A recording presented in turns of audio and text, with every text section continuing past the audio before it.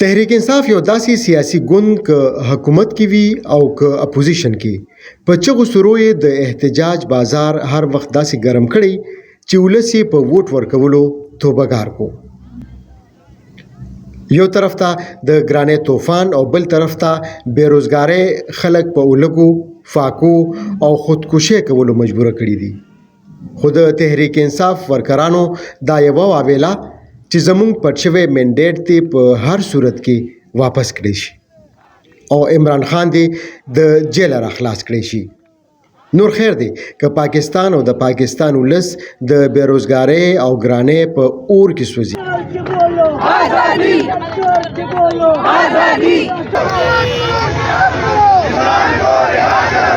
د نورو سیاسي ګوندونو په شان تحریک انصاف هم انصاف ترخان او خپل ځان پورې محدوده کولو نتیجه د ټول پیښور خواتین وینګ داسو د شمیر زنانه دي او هغه هم په دریو ډلو کې تقسیم دي. څوک د خان مدي وي او چا سره د بشرا بیبي د ژوند فکر دی. باقی عوام به خپل کار کوي.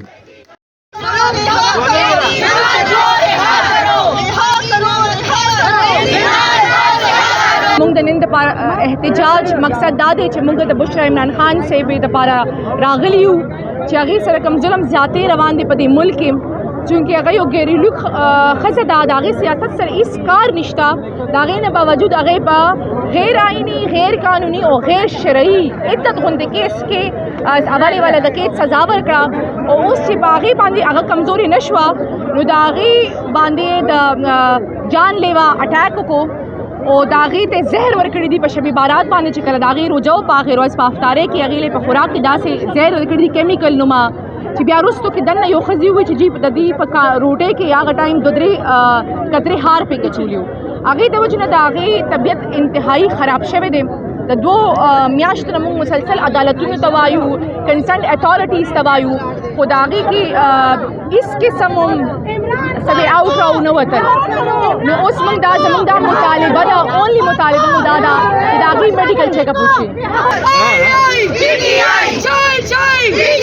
عمران خان زنده‌باد! عمران خان زنده‌باد!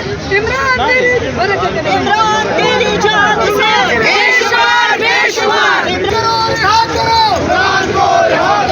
सबका जिगरी सबका यार बेटी नंबर 804 सबका जिगरी सबका यार बेटी नंबर 804 पाकिस्तान तहरीक इंसाफ जिंदाबाद इमरान खान जिंदाबाद. او دا د احتجاج پای چې نتیجه یې د وخت ضیاع او خپل ولس عذابول دي.